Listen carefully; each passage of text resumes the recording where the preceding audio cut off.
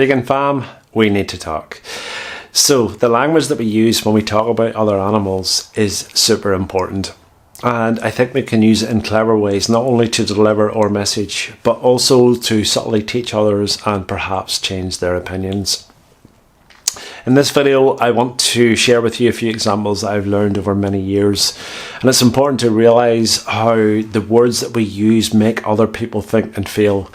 So that oftentimes a small tweak in the words or how we frame a sentence can be used to plant a seed or to make someone think about animals or what happens to them from an entirely new perspective. So the first one is try not to overuse the word vegan, especially when you're in a restaurant or a cafe ordering food. And instead, think about asking for a cruelty-free option. And then if the person who's serving you asks you what you mean, you can clarify and say that you mean vegan. It's a simple fact that most people don't think of everyday food items that include meat, dairy, eggs and honey in the ingredients as cruel. And this is a really excellent way to subtly prompt someone to stop for a second and think. The second one is never say I used to eat meat or my partner still eats meat, and instead say I used to eat animals or my partner still eats animals. Studies show that people are much less empathetic towards animals when we talk about meat and the end product compared to an increase in empathy when they think about the animal that has been slaughtered to produce the end product. The next one is don't say leather, say animal skin. The way that we see skin is a disconnection, and we exacerbate that by using a euphemism, leather. So we really need to call it what it is, or better still, whom. It's the skin of another once beautiful individual whose life was stolen from them, and we need to make people aware of the victim, of their life, of their feelings, of their pain and their suffering and what they had to go through to produce a bag or a coat or a pair of gloves or a pair of shoes.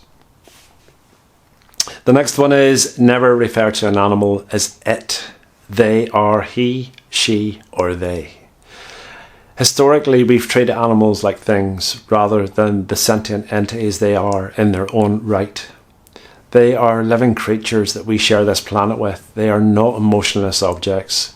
They are someone's, not some things. Never refer to animals as pets or to ourselves as their owners. They are our family and our companions.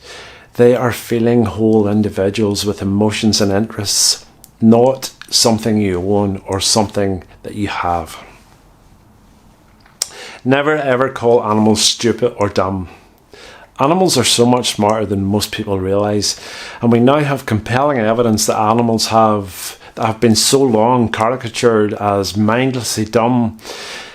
They can feel emotions that are usually associated with humans, such as jealousy, love and loss, and they possess a sharp sense of individuality and a cerebral capacity far beyond popular preconceived ideas.